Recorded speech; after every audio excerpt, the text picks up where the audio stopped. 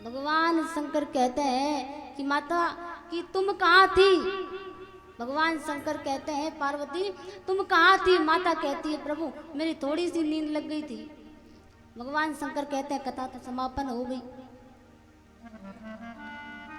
अब महाराज भगवान शंकर ने देखा कि जब तुम नहीं सुन रही थी तो भागवत कौन श्रवण कर रहा था। पीछे देखा महाराज तो एक छोटा सा सुख बालक बैठा है, एक पेड़ पर छोटा सा पक्षी बैठा है, वो बोल रहा है हूँ स्वामी हूँ स्वामी। भगवान शंकर कहते हैं तूने भागवत सुनी इससे मुझे कोई आपत्ति नहीं है, पर तूने पीछे बैठकर सुनी इसलिए तूने ब्रह्म विद्या की चोरी की है, तुझे नहीं छोड़ूंगा। अब महाराज भगवान शंकर अपना त्रिशूल लेकर उस सुख बालक के पीछे पीछे जाते हैं। कहते हैं कि जब राक्षसों से संकट आता है तो देवताओं के पास जाते हैं, और जब देवताओं से संकट आए तो किसके पास जाते हैं, तो महाराज संतों के पास जाते हैं। वो सुख बालक उड़ता उड़ता उड़ता बद्री का आश्रम पहुंच गया। बद्री का आश्रम में वेदव्यास जी महाराज की छोटी सी पंड कुटी है, नाम है संविप्रास। वेदव्यास जी महाराज की पत्नी का नाम है वटिका देवी। वो कह रही है स्वामी कहीं दिन हो गए कोई संतान नहीं हुई, विवाह को कितना समय हो गया। वेदव्यास जी कहते हैं कोई बात नहीं देवी धैर्य रखो, सब हो जाएगा, भगवान की कृपा होगी तो ही तो सब होगा। और महाराज जैसे ही वटिका देवी अपने केसों को ओल रही थी वो सुख बालक उड़ता उड़ता जैसे ही वटिका देवी ने उबासी ली वो सुख बालक उनके मुख में से गर्भ में प्रवेश कर गया। बोलिए सुखदेव जी महाराज की जय। वो सुख बालक उड़ता उड़ता गया और वटिका देवी के गर्भ में प्रवेश कर गया। भगवान शंकर पीछे पीछे आ रहे थे। जैसे ही वेदव्यास जी महाराज ने देखा कि आज आओ भाग्य प्रभु जो आप पधारे, बड़े बड़े संत महामुनि इतने दिन तपस्या करते हैं, आपके दर्शन दुर्लभ होते हैं और आज मेरे छोटे सी इस कुटिया पे पधारे हैं। भगवान शंकर कहते हैं कि मेरा चोर छिपा है तुम्हारी कुटिया में, उसको बाहर निकालो। वेदव्यास जी कहते हैं महाराज आपके कैलाश पर्वत पर चोरी करने लायक क्या है जो वो चोरी करेगा। भगवान शंकर कहते हैं उसने मेरी अमर कथा चुराई है और मैं उसे नहीं छोड़ूंगा, मार डालूंगा। वेदव्यास जी कहते हैं कि महाराज अब तक तो मैंने सुना था कि आप भोले हो, पर आज मैंने देख भी लिया कि सचमुच भोले हो। वेदव्यास जी कहते हैं शंकर जी इसने अमर कथा सुन ली वो कैसे मरेगा। भगवान शंकर को ध्यान आता है सच तो कहा है, इसने अमर कथा सुनी हो वो कैसे मरेगा। भगवान शंकर वहां से चले जाते हैं। इधर धीरे धीरे महाराज समय की गति आगे बढ़ती है। सुखदेव जी महाराज को धीरे धीरे 12 वर्ष हो जाते हैं मातृ गर्भ में। कहते हैं महाराज कि जितनी पीड़ा माँ के गर्भ में होती है उतनी पीड़ा संसार में कभी नहीं होती, पर उसी गर्भ को सुखदेव जी महाराज ने स्वर्ग बनाकर रख दिया। उस गर्भ में 12 वर्ष तक वास किया। अब वटिका देवी कहती है कि स्वामी ये बालक 12 वर्ष हो गए, बाहर आने का नाम ही नहीं लेता, और जब मैं रात को सोती हूँ तो मेरे पेट से वेदों के उच्चारण की ध्वनि निकलती है। वेदव्यास जी कहते हैं देवी कोई ज्ञानी बालक होगा, इसलिए वो अंदर ही अंदर भगवान का जाप करता है। एक दिन वेदव्यास जी कहते हैं कि बेटा तुम बाहर आ जाओ। सुखदेव जी महाराज अंदर से मना कर देते, नहीं नहीं पिताजी मैं बाहर नहीं आऊंगा। बाहर आते ही विष्णु की माया मुझे पकड़ लेगी, ये माया बड़ी कामुक है महाराज, ये माया पकड़ लेती है तो छोड़ती नहीं है। सुखदेव जी ने उनके पिताजी से मना कर दिया, मैं बाहर नहीं आऊंगा। हाँ एक शर्त पे बाहर आ सकता हूँ, अगर स्वयं भगवान श्री हरि विष्णु आकर कहे कि मेरी माया तुम्हें नहीं सताएगी तो मैं बाहर आ सकता हूँ। अब महाराज भगवान श्री हरि विष्णु कहते हैं भक्त के लिए भगवान कहीं भी जा सकते हैं। भगवान श्री हरि विष्णु आते हैं, कहते हैं सुखदेव जी मेरी माया तुम्हें नहीं सताएगी, तुम बाहर आ जाओ। और जैसे ही महाराज सुखदेव जी महाराज ने जन्म लिया, जन्म लेते ही सुखदेव जी महाराज वन की ओर जाने लगे। जब वन की ओर जाने लगे वेदव्यास जी महाराज उनके पीछे पीछे जा रहे हैं, बेटा रुक जाओ बेटा रुक जाओ, पर सुखदेव जी एक नहीं सुनते। तभी वृक्षों की ओर से आवाज आई कि वेदव्यास जी जिसके आप पिता हो ना उस जन्म में वो आपके पिता रहे होंगे।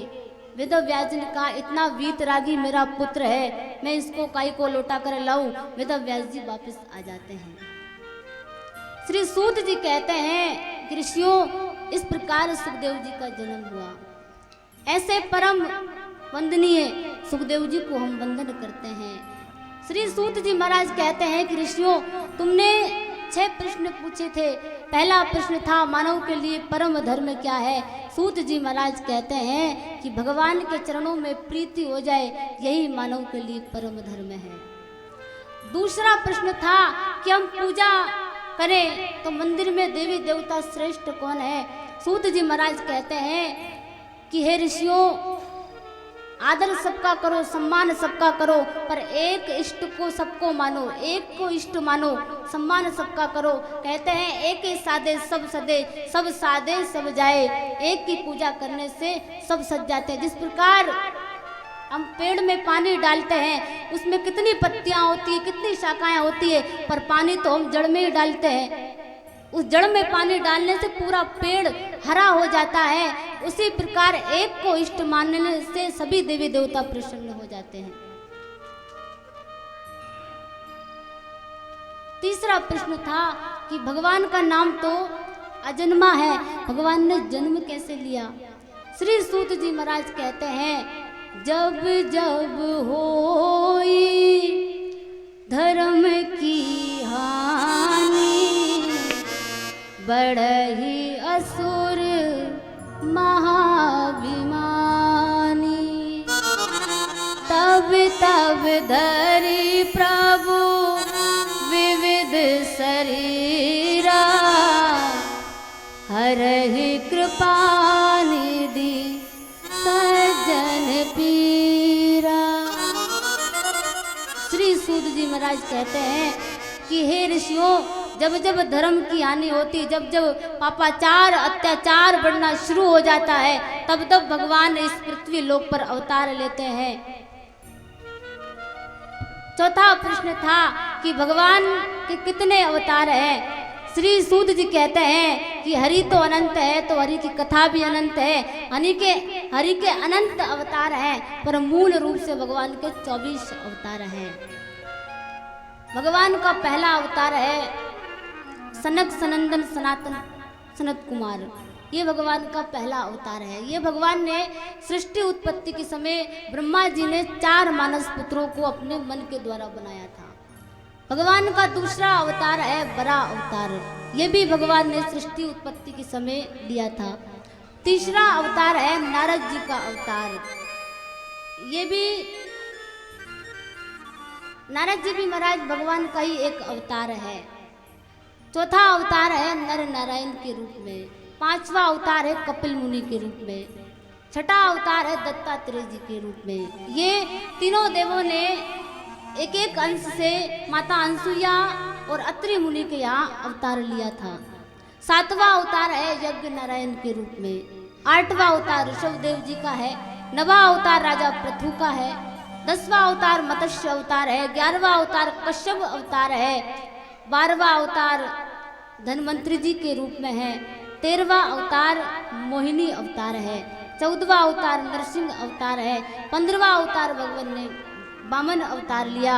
16वां अवतार वेदव्यास जी के रूप में। वेदव्यास जी भी भगवान का ही एक स्वरूप है। 17वां अवतार परशुराम जी के रूप में है।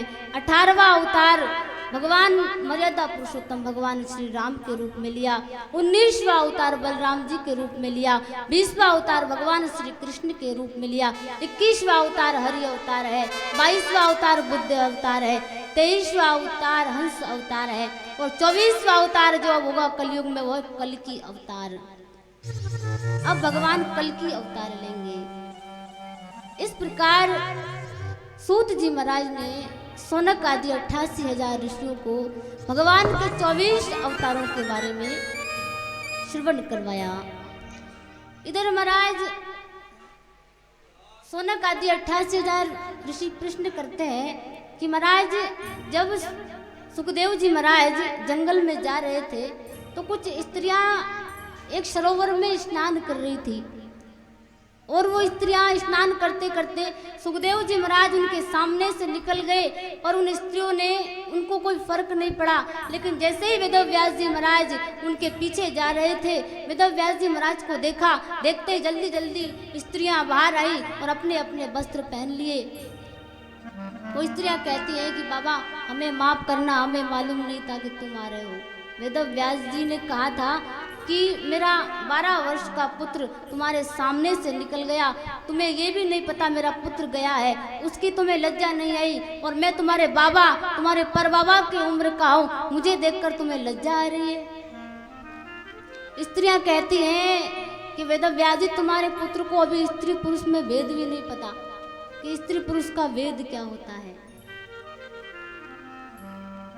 श्री सूत जी महाराज से शौनक आदि 88,000 ऋषि ये प्रश्न करते हैं, ये बताइए कि व्यास जी कौन थे। सूत जी महाराज कहते हैं कि भगवान श्रीमन नारायण की नाभि से भगवान ब्रह्मा जी का जन्म हुआ। भगवान ब्रह्मा जी के वशिष्ठ ऋषि हुए, वशिष्ठ ऋषि के शक्ति हुए, शक्ति के पराशर मुनि हुए, और पराशर मुनि के वेद व्यास जी हुए, और उन्हीं वेद व्यास जी के सुखदेव जी महाराज हुए। जिस समय महाराज वेद व्यास जी ने जन्म लिया, जन्म लेते वेद व्यास जी वन की ओर जाने लगे थे। उनकी माता सत्यवती ने कहा, पुत्र मेरा कोई आश्रय नहीं है तेरे सिवा, तू ही तो है एक। वेद व्यास जी ने कहा था कि माँ जब भी तुम मुझे याद करोगी मैं तुम्हारे सामने प्रकट हो जाऊंगा। और जैसे ही वेद व्यास जी जंगल में जाते जाते बद्री का आश्रम पहुंच गए। बद्री का आश्रम में बड़ा सुंदर सुंदर सी पर्णकुटी बनाई, उस पर्णकुटी का नाम है शंभप्राज। जैसे ही महाराज वेद व्यास जी भजन करने के लिए बैठे, उनके दिमाग में पूरी दुनिया घूमने लगी।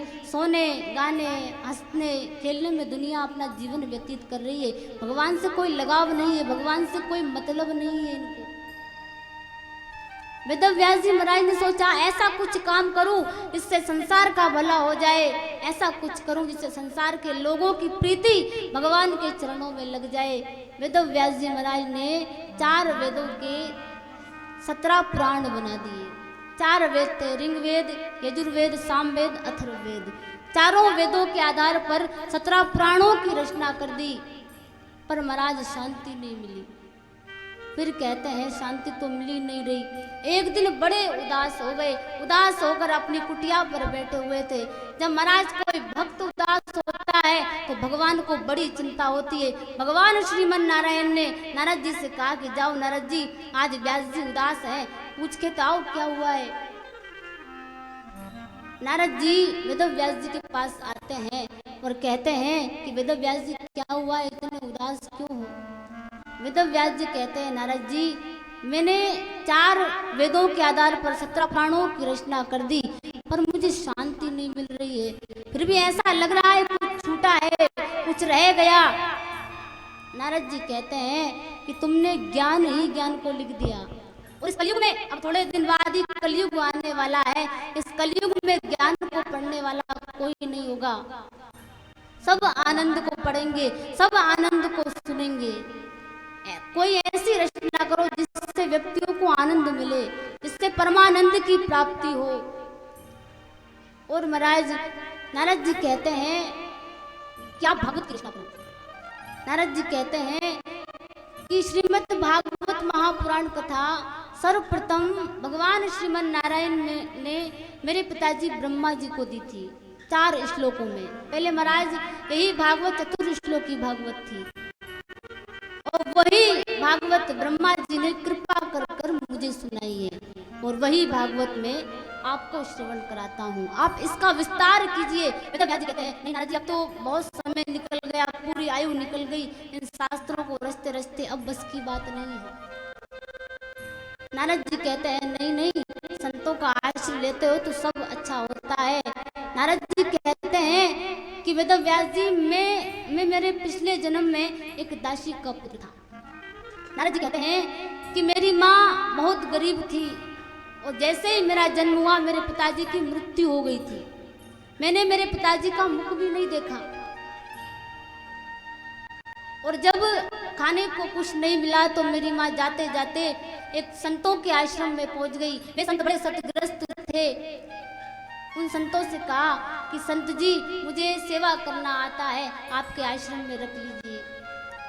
संत जी ने कहा ठीक है बेटी, तुम यहाँ सेवा करो, जाओ अंदर हमारी पत्नियां हैं, उनके पास तुम बड़े प्रेम और भाव से रहो। मेरी माँ उन संतों की पत्नियों के पास बड़े प्रेम से रहती, सेवा करती और 2 टाइम का भोजन आराम से पाती। उन्हीं दिनों में महाराज नारद जी कहते हैं कि चतुर्मास बिताने के लिए कुछ संत आते हैं। जब संत आते हैं तो वो 4 महीने एक जगह बैठकर भजन करते हैं। जब वो संत उस आश्रम पर आए तो मैं थोड़ा बड़ा हो गया था। वो संतों की सेवा करता, मैं रोज संतों की झूठन खाता और मेरी माँ मुझे रोज संतों के सत्संग में बिठाती। कहते हैं महाराज आश्रम में तो 24 घंटे सत्संग की ही बातें होती है। नारद जी कहते हैं कि व्यास जी, मैं सत्संग सुनते सुनते इतना विरक्त हो गया कि संसार से मेरा मन हट गया। मैंने सोचा भगवान के चरणों में सब कुछ है, इस संसार में क्या रखा है। जब मुझे मालूम चला कि संत कुछ समय पश्चात चले जाएंगे, मुझे बड़ा दुख हुआ। मैं संतों के पास गया, संतों से कहा प्रभु मुझे भी अपने साथ लेकर चलिए। संत कहते हैं नहीं, अभी तुम घर में रहो, अभी तुम्हारी माँ है, माँ की सेवा करो। जब तुम्हारी माँ नहीं रहेगी, जब चले आना उत्तराखंड में भगवान का भजन करने के लिए। और महाराज नारद जी से जब ये संत वार्ता कर रहे थे, उनकी माँ ने सुन लिया। उनकी माँ कहती नहीं नहीं संत जी, आप मेरे पुत्र को लेकर मत जाइए, मैं अकेली हूँ, मेरा क्या होगा। संत कहते हैं सबर रखो माई, आपके पुत्र को लेकर नहीं जा रहे। संत कहते हैं नारद जी तुम यही रहो, यही भगवान का भजन करो। नारद जी कहते हैं नहीं प्रभु, हमारा मन नहीं लगता है यहाँ पर। संतों ने नारद जी को एक 12 अक्षर का मंत्र दिया। आइए हम उस मंत्र को श्रवण करते हैं। बोलिए भागवत महापुराण की जय। ओम नमो भगवते वासुदेवाय, ओम नमो भगवते वासुदेवाय, ओम नमो भगवते वासुदेवाय, ओम नमो भगवते वासुदेवाय। वासुदेवाय मेरो कृष्ण नाथाय, वासुदेवाय मेरो कृष्ण नाथाय। ओम नमो भगवते वासुदेवाय, ओम नमो भगवते वासुदेवाय।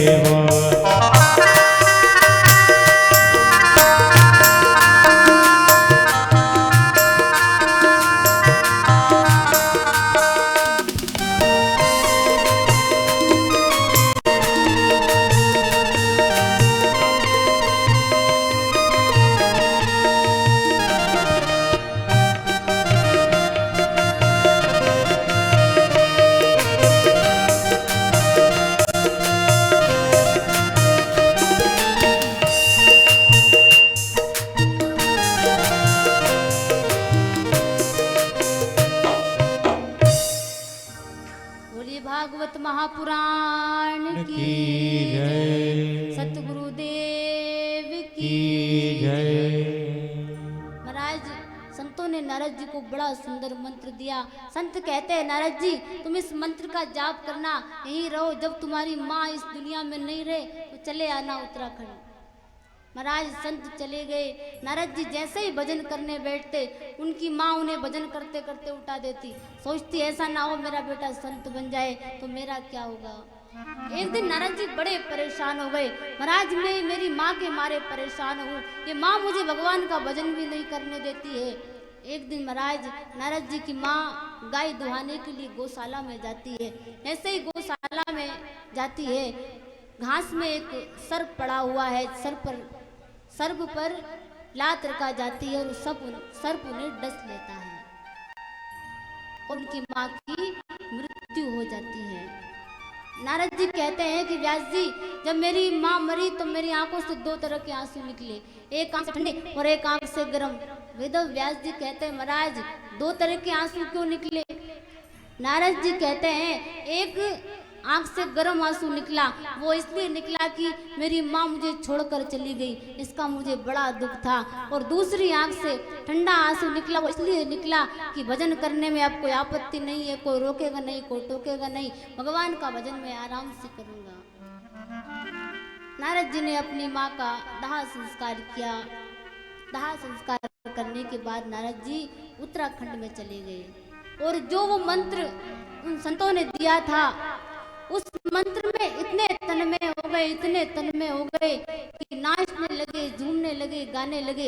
एक पल के लिए भगवान की झांकी उनके अंदर दिखाई दी, दूसरे पल में वो झांकी विलुप्त हो गई। नारद जी बड़े परेशान हो गए। तभी आकाशवाणी होती है, हे नारद तुम्हारे संस्कार अभी बाकी है, अभी तुमसे मैं नहीं मिल सकता।